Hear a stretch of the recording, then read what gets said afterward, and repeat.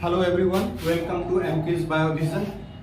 Today we are going to discuss another important topic in molecular biology, that is transcription in protein coding genes in eukaryote. Protein coding genes are transcripted to produce messenger RNA by RNA polymerase II. Then that RNA, which is immediately synthesized from the eukaryotic gene, is called pre-mRNA. It includes non-coding sequences also, and it needs to be modified before it gets translated. The entire process of modification takes place inside nucleus.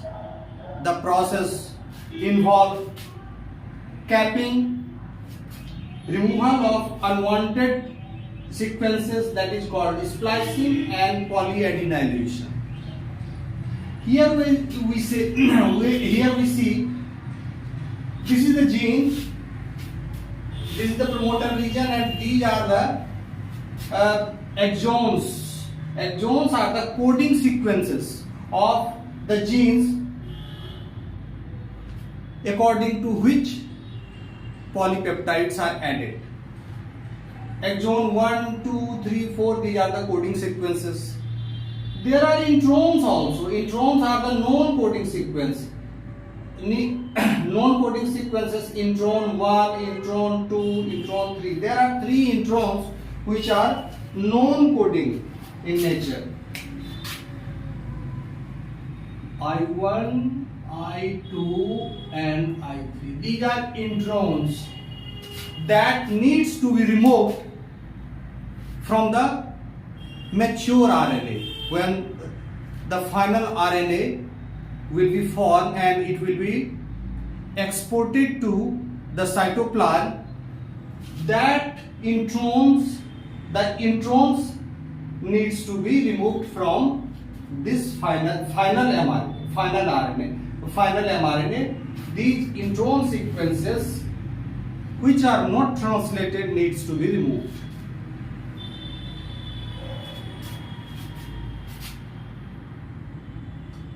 The entire process of pre-mRNA processing involves 3 steps. Step number 1 is called capping. Capping of this triphosphate, 5' triphosphate, and addition of 7-methylguanosine The process is called capping. 7-methylguanosine, addition of 7-methylguanosine at the 5' end is called capping. 5' end is called capping. At 3' end, we see there is a signal sequence for cleavage by the enzyme poly-A polymerase PAP. That is template independent enzyme, and it also has endonuclease activity. There is a signal sequence here at which this poly-A polymerase binds, and this adds adenine sequences at the 3' end. After that, you will get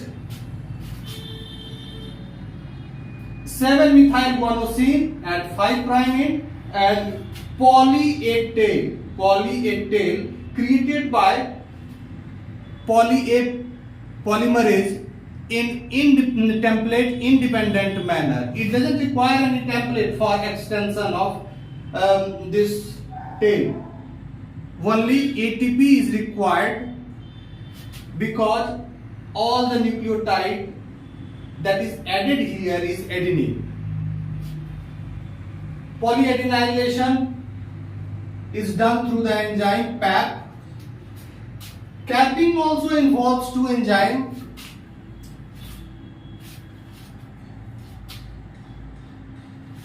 Guanonyl transferase that transfers guanosine from GTP to this end, and finally methyl guanosine transferase that it transfers methyl group to this guanine residue at position number 7. After this, there is one more process which removes intron sequences. There are 3 introns intervening exons. Here introns needs to be removed. Introns are also characterized by presence of some intrinsic sequences. There are some sequences that helps in the removal of this segment, introns. Therefore, everything happens according to the signal present in pre-mRNA itself. Here, due to presence of this signal, this particular introns will be removed, this will be removed, and this will be removed. And finally, exons are ligated by the ligase enzyme. Exons are ligated to form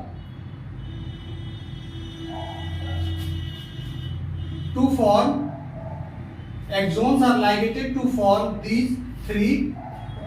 Here we see only exons: exon 1, exon 2, exon 3, and exon 4. Exons are present. These exons are coding regions. This structure is mature mRNA. This is mature mRNA. Mature mRNA. That mature mRNA finally exported through nuclear pore into the cytoplasm, where it is translated. In this mature mRNA, we see there are 2.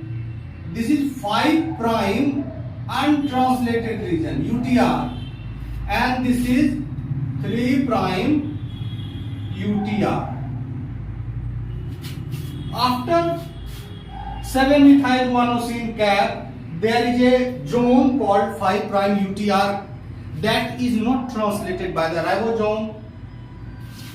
And here also, before poly-A tail, this is called poly-A tail. Poly-A tail. Before poly-A tail, there is a zone called 3' untranslated region, or UTR, 3' UTR. Only this region, this is the start of translation, and here the translation will stop. Here the translation will stop, and here the translation will start. Only this portion will be translated, and proteins are made according to the triplet present in this region only. Untranslated region at 5' and 3' regions are not utilized by ribosome for the synthesis of polypeptide. Therefore, we can say there are only 3 key processes involved in the processing of messenger RNA, that is pre-messenger RNA, which is just produced by RNA polymerase 2, and after that this particular sequence is passed through 3 processes: It involves three processes. At the time of processing, it is 5' capping, 3' tailing, polyadenylation process, addition of 7-methyl-guanosine, and finally removal of introns from this. Now we will discuss these three processes in detail: capping, polyadenylation, and splicing. We will discuss it one by one. First step in the modification of primary transcript of mRNA is capping. Here you see, here is the primary script that includes triphosphate at 5' end, and here is hydroxyl end at 3' end. This is the nascent RNA just produced from the gene, transcription of gene by RNA polymerase 2. This is a pre-mRNA. Now this has to be modified to produce final messenger RNA. तो इसमें तीन process involve है: capping, splicing and पॉलीएडिनाइलेशन. तो capping को हम लोग अभी discuss कर रहे हैं. ये कैपिंग कैसे होता है? देखिए, इसमें 3 फॉस्फेट है. यहाँ 3 फॉस्फेट है. सबसे नजदीक वाला जो न्यूक्लियोटाइड क्या है वो अल्फा फॉस्फेट है, उसके बाद बीटा फॉस्फेट है, उसके बाद गामा फॉस्फेट है. तीनों फॉस्फेट है 5' एंड पर, और इधर 3' एंड पर हाइड्रोक्सिल ग्रुप है. अब ये जो यहाँ होता है क्या कि आरएनए पॉलीमरेज अपने साथ ही एक डाइमर एंजाइम को लाता है. जो डाइमर एंजाइम को लाता है, ये कौन लाता है? RNA polymerase 2 itself. RNA polymerase 2 ये खुद ही लाता है, एक डाइमर एंजाइम लाता है. डाइमर एंजाइम लाता है जिसके सब यूनिट्स, 2 सब यूनिट्स होते हैं.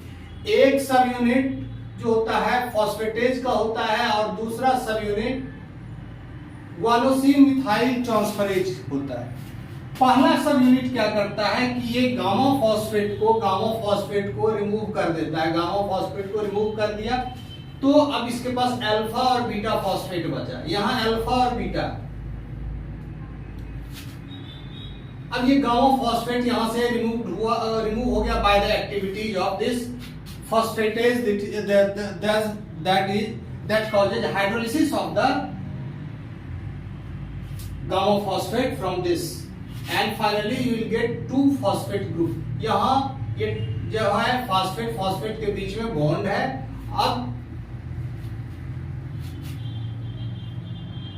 जीटीपी यहाँ आता है. जीटीपी आता है जिसके पास 3 फॉस्फेट है, उसके पास भी अल्फा, बीटा और गामा फॉस्फेट है.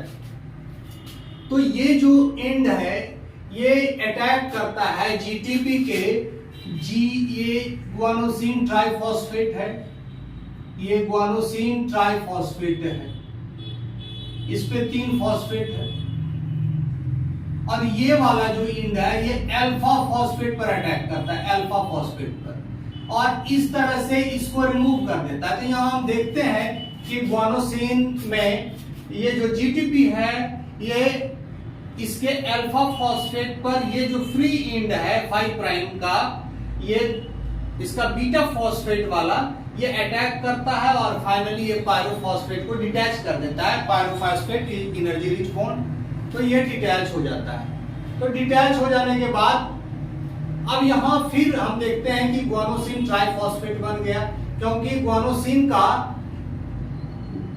ये इस बॉन्ड पर अटैक करता है, इस बॉन्ड पर अटैक करता है.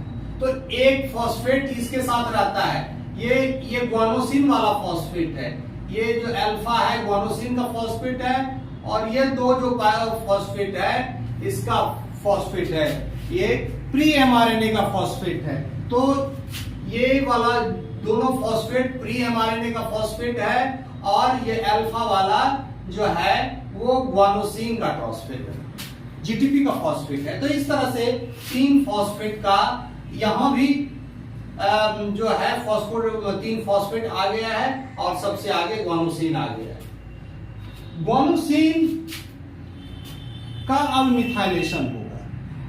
इसके ग्वानोसिन रिंग के 7th पोजीशन पर जो नाइट्रोजनस बेस है वहां मिथाइलेशन होता है, और the enzyme that is responsible for methylation is methyl guanosine methyl transferase.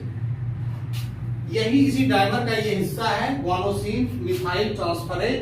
और ये मिथाइल कहां से लाता है?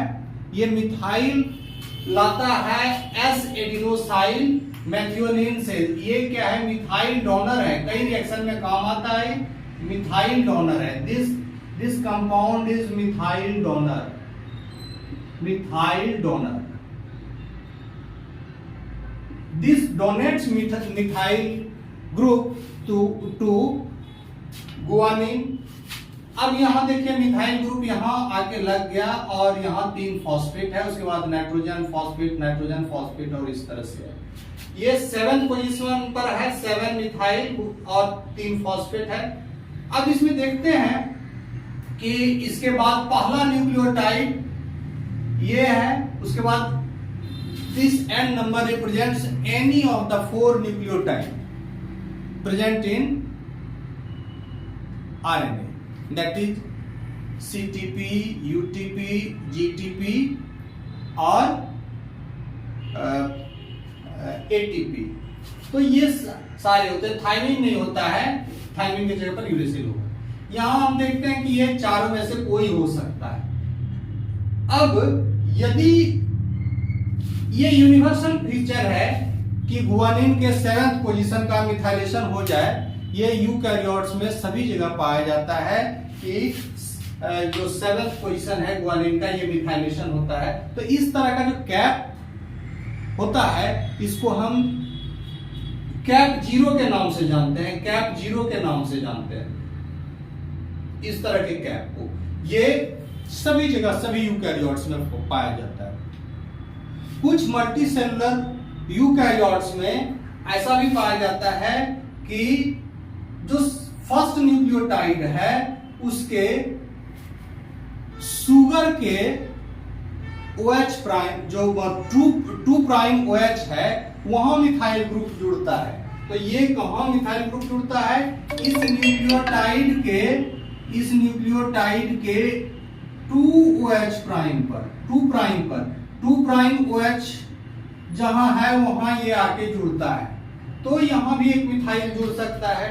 और उसके बाद कुछ और भी तरह का मॉडिफिकेशन होता है जिसमें सेकेंड न्यूक्लियोटाइड के भी जो OH प्राइम है, यानी शुगर का जो 2 प्राइम OH है, वहां मिथाइल ग्रुप जुड़ता है। तो यदि एक मिथाइल ग्रुप फर्स्ट न्यूक्लियोटाइड के OH ग्रुप पर जुड़ा तो उसको हम कैप 1 कहेंगे।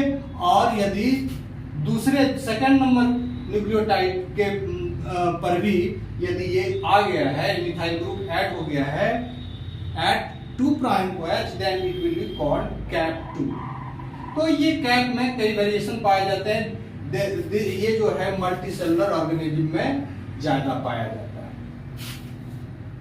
तो इस तरह से हमने देखा कि ये जो अब कैप का सिग्निफिकेंस क्या है, कैप क्या कराता है? कैप प्रोटेक्ट करता है, प्रोटेक्ट फ्रॉम राइबोन्यूक्लियोजेस। रोल क्या है इसका? What is the role of? Protects mRNA from ribonucleases,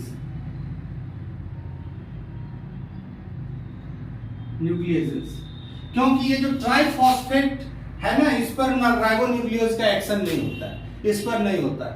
ribonuclease phosphodiester bond को अटैक करके तोड़ सकता है, लेकिन 2 फॉस्फेट बॉन्ड को, फॉस्फेट 2 है तो उसको ये रिमूव नहीं करता है।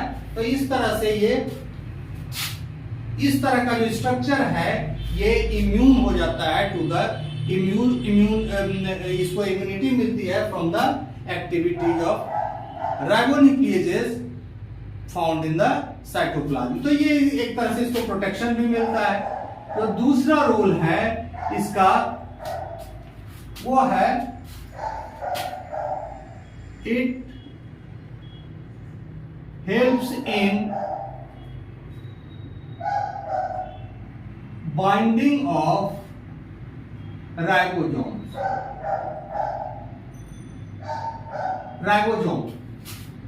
इसका मतलब यह है कि जब ट्रांसलेशन होने लगेगा तो राइबोसोम जो है सबसे पहले it will search for the cap region. जब मैसेंजर आरएनए के कैप रीजन को सर्च करेगा, यदि कैप नहीं है तो राइबोसोम वहां ज्वाइन नहीं करेगा। कैप रीजन से पार करते हुए ये कैप रीजन से पार करते हुए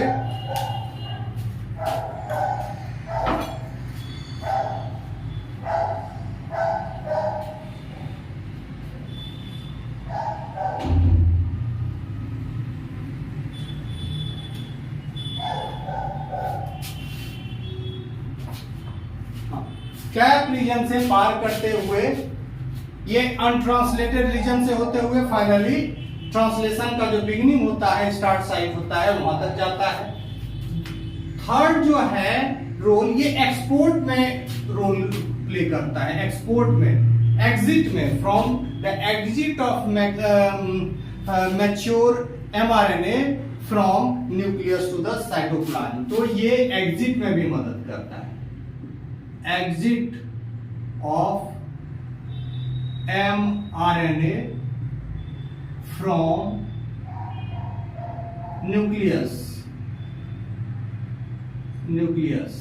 तो ये कई तरह का इसका रोल है, ये तीनों रोल परफॉर्म करता है कैपिंग। इसके बाद हम लोग पढ़ेंगे पॉलीएडिनाइलेशन प्रोसेस को। Polyadenylation of pre-mRNA occurs at the 3' end of the primary RNA. It occurs at 3'. It occurs at 3'. This is called 3' polyadenylation.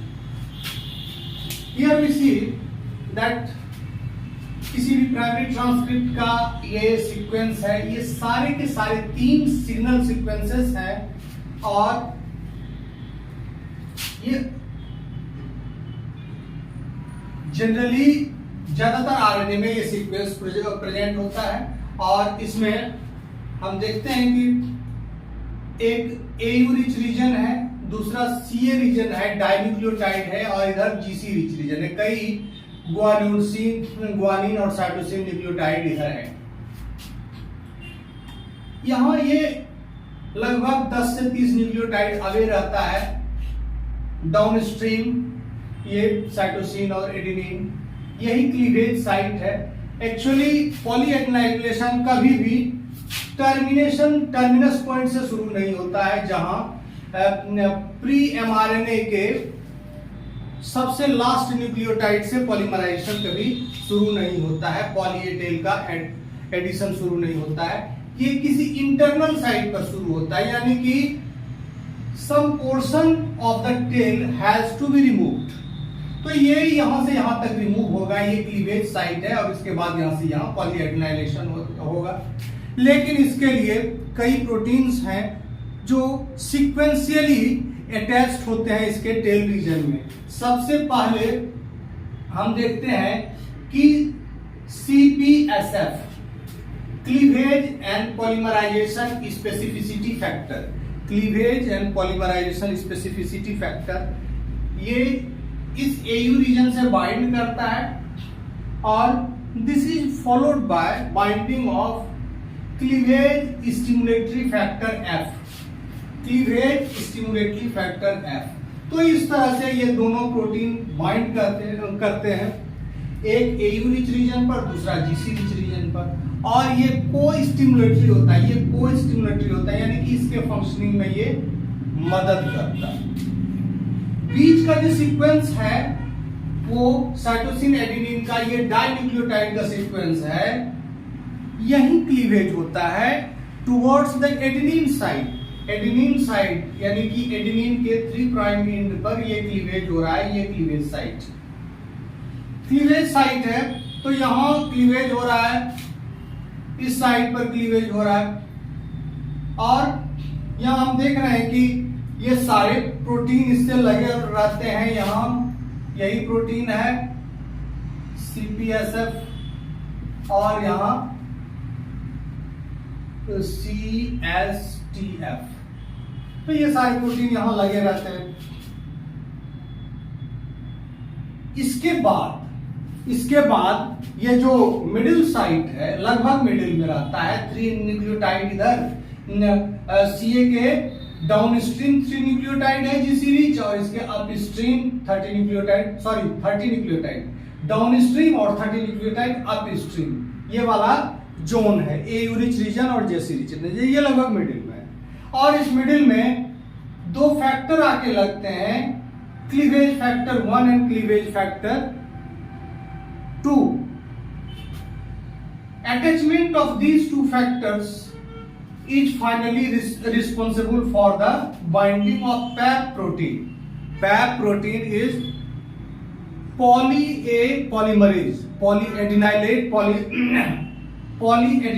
polymerase, यानी कि ये केवल एडेनिन को ही जोड़ता है।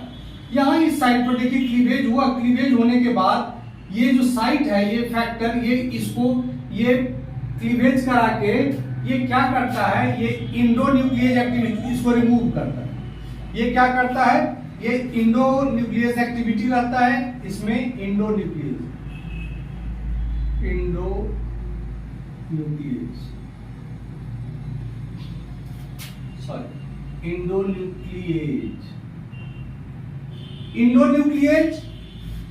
क्या करता है, ये इंटरनल साइट पर अटैक करके इसको इस दिशा में रिमूव करता है। इट इज नॉट एक्सोन्यूक्लियेज, जो कि एक्सोन्यूक्लियेज टर्मिनस से अंदर की तरफ न्यूक्लियोटाइड को 1 by 1 रिमूव करता है, but it attacks on the inner side. यहाँ एडेनिन के ठीक बगल में फॉस्फोडाइस्टर बॉन्ड को तोड़ता है, और ये वाला जो साइट है ये फाइनली खत्म हो जाता है। अब ये क्लीवेज फैक्टर 1 and 2 के बाद पॉलीएडिनाइलेशन कराता है पॉली ए पॉलीमरेज को एडेनिन को जोड़ने के लिए किसी टेम्पलेट की जरूरत नहीं होती है। यहां टेम्पलेट है नहीं, it simply uses ATP, many molecules of ATP. It uses many molecules of ATP, or it starts elongating this 3' end, hydroxyl end 3' end पर केवल एडेनिन ये जोड़ता चला जाता है। एडेनिन जोड़ने के बाद ये लगभग 10 एडेनिन को जोड़ता है, 10 एडेनिन न्यूक्लियोटाइड को जोड़ता है। इसको कहते हैं ओलिगो ए, यानी कि ओलिगो एडेनिन साइट।